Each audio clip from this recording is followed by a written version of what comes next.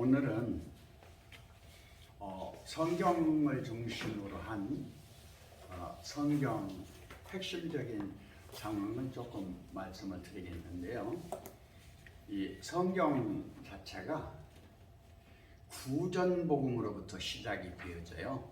원시 시대에서부터 이 시작이 되는 면에서는 이 복음의 역사가 언제라고 하는 면은 말할 수가 없어요.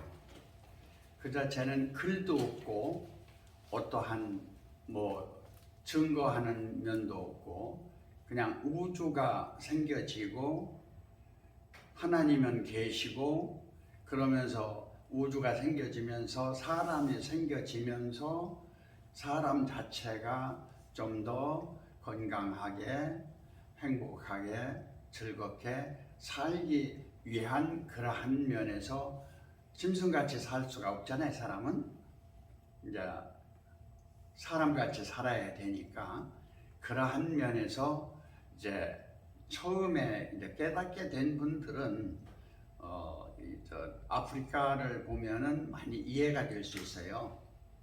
그러니까 가족 중심으로 사는데 그 자체가 원시 공동체, 그러니까 부족장, 좀 지혜로운 사람, 힘이 있는 사람, 주위를 보호할 수 있는 그러한 사람들이 이끌어가는 그러한 형태가 원시복음, 구전복음 시대다.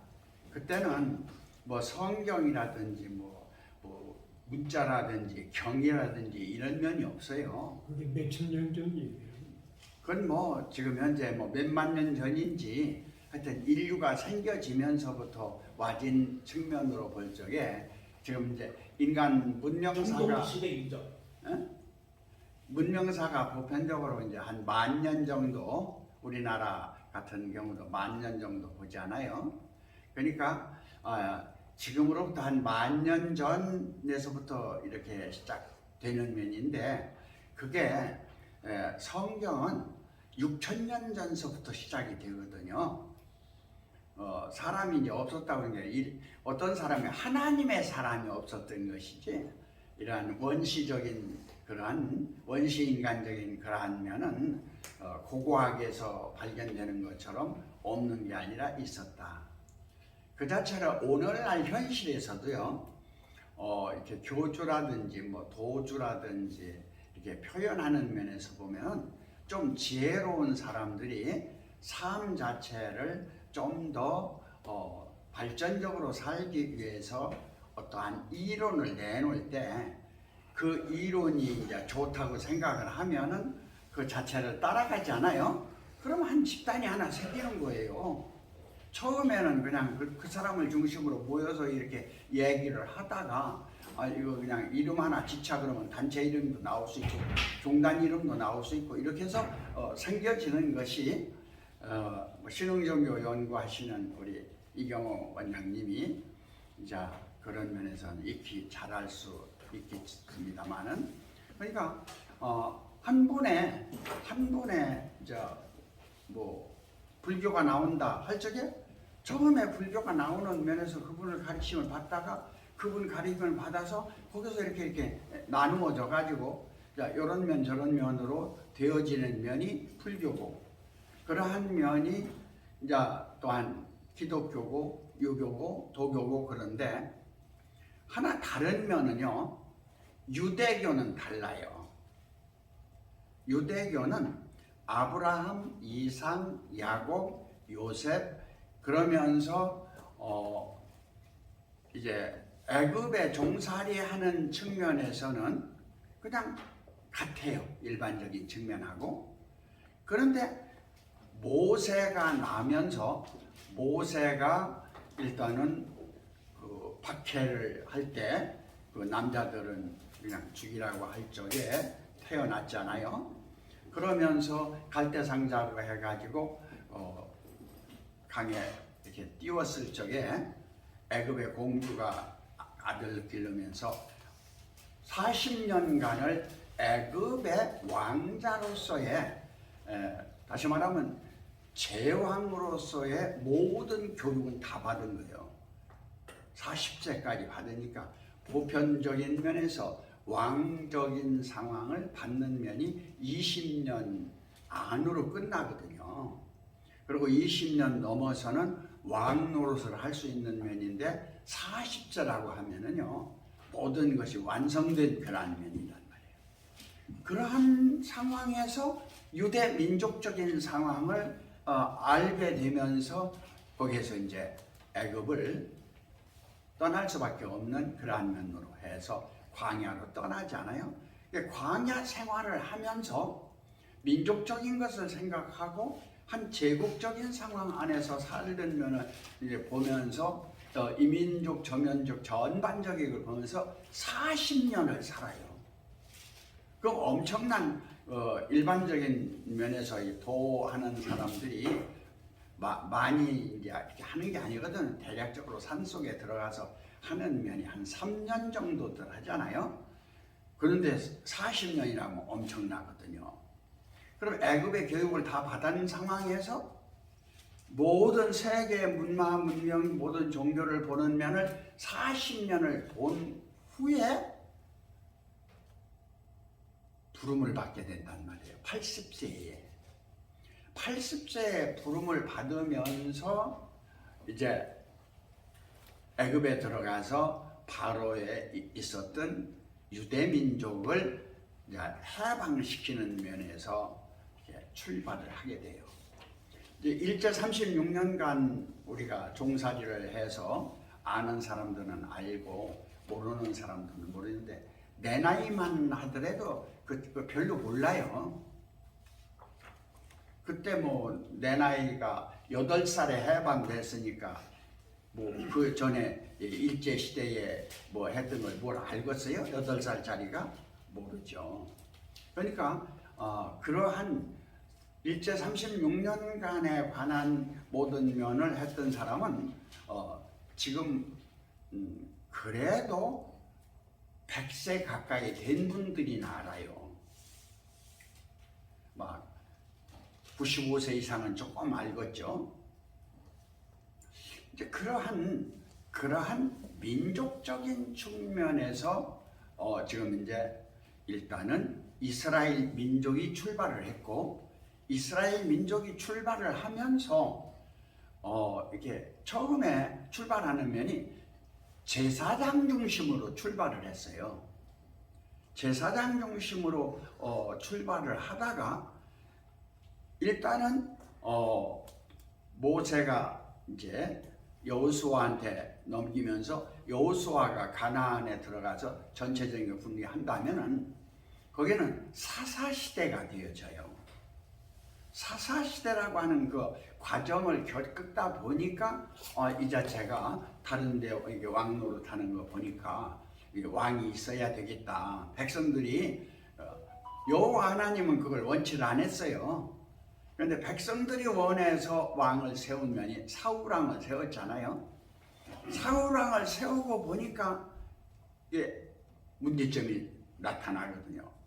40년간을 하잖아요. 그래서 사무엘 선지자가 다윗왕을 세운단 말이에요. 다윗왕을 세우고 나서 그 다음에 이제 솔로몬 왕이 되는 면이 사울왕, 다윗왕, 솔로몬 왕. 그래서 그때가 제일 번성기잖아요. 그런 후에 여로보암, 르호보암 때는 이스라엘이 나누어져요. 북이스라엘하고 유다 민족하고. 그러면서 이제 전체적인 면이 이제 종살이를 하면서 이제 선지자들하고 제사장하고 왕권도 하고 이렇게 쭉 하니 오는 상황에서 이제 대선지, 소선지가 쭉 전반적인 것 하면서 말라기 때 이제 선지자가 안 나오고 400년간 그대로 가지 않아요. 그런 후에 예수 그리스도가 나시게 되는 면. 그래서 우리는 예수 그리스도가 나셔가지고 30년간은 율법 아래에서 그대로 사셔요. 모세의 율법 아래에서. 그리고 세례 요한이 새로운 선지자로 나왔을 적에 세례 요한한테 세례를 받고 하늘서부터 비둘기 같은 성령이 임하면서 자기 위에 임하시는 걸 보고 그때 이제 하늘로부터 이는 내 사랑하는 아들이요 내 기뻐하는 자다 하는 면에서 예수님의 출발도 어디서부터 지금하니 세례 요한한테 세례를 받은과 어울러 하늘로서 성령 세례를 받으면서 이는 내 사랑하는 아들이요 기뻐하는 자라 하는 면에서 출발을 할 때 복음 전하는 것이 먼저가 아니에요.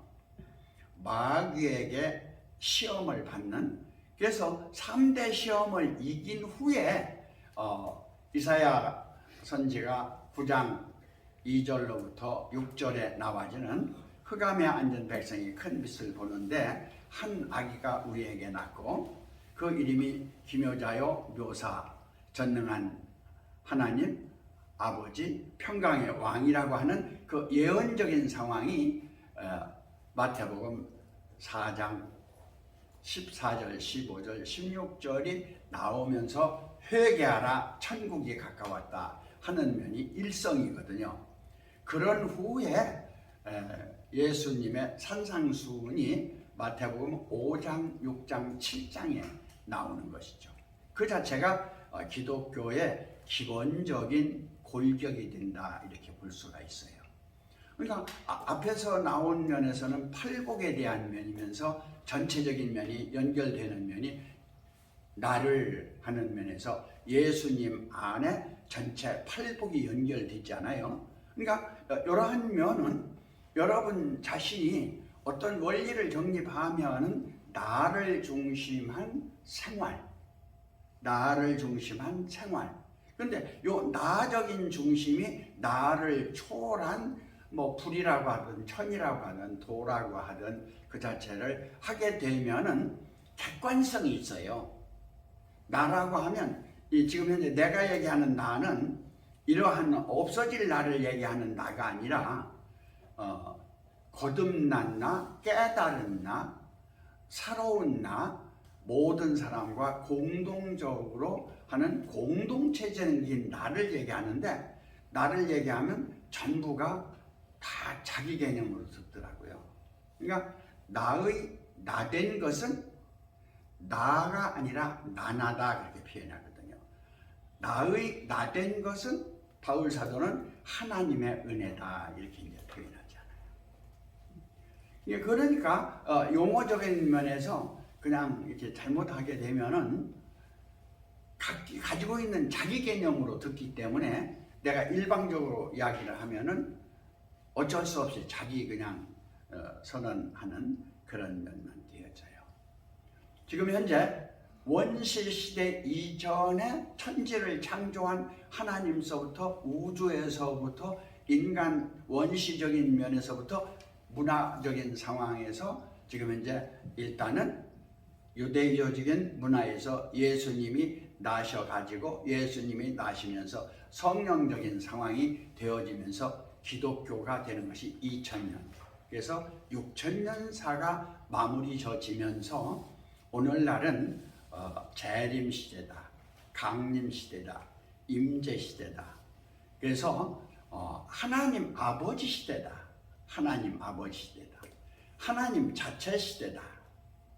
이제 이런 면으로 되어지고 있는 것이 기독교뿐만 아니라 유대교도 그런가 하면 출발해서 지금 현재 천주교하고는 또 조금 다른데 천주교도 그런가 하면 예수교로부터 출발을 해서 새롭게 해서 개혁주의한 기독교도 전반적인 측면에서 와 있는 이 자체는 어떻게 보면은 기독교의 혼란기다 이렇게 보면 좋을 것 같아요.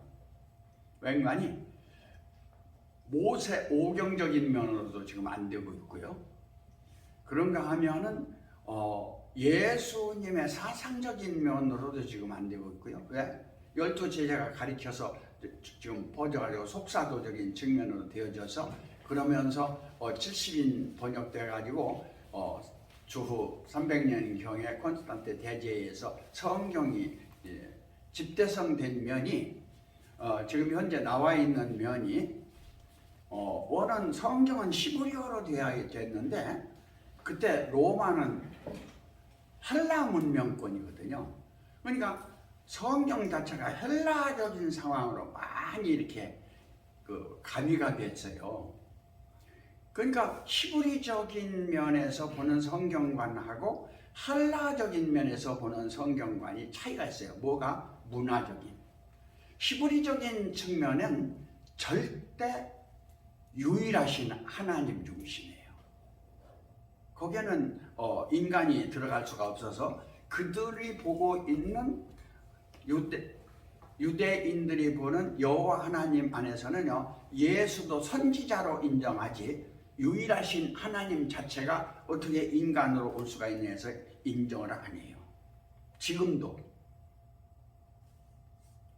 그런데 이제 기독교적인 상황에서는 인자론, 신인 합일론적인 면에서 일단은 육체로 오셔서 아담적인 모든 원죄를 십자가로 도말하시고 일단 십자가에 죽었을 때 무저갱에 가서 노아 때 죽은 영들을 구원하는 그러한 일을 하면서 다시 천열매가 되시고 그래서 40일간 전도하고 그 보는 데서 구름 타고 이제 하늘로 올라가셔서 하늘에서부터 아버지께 받아서 보혜사 진리의 성령을 오순절부터 내려 보낼 때부터 기독교는 출발이 되어져요.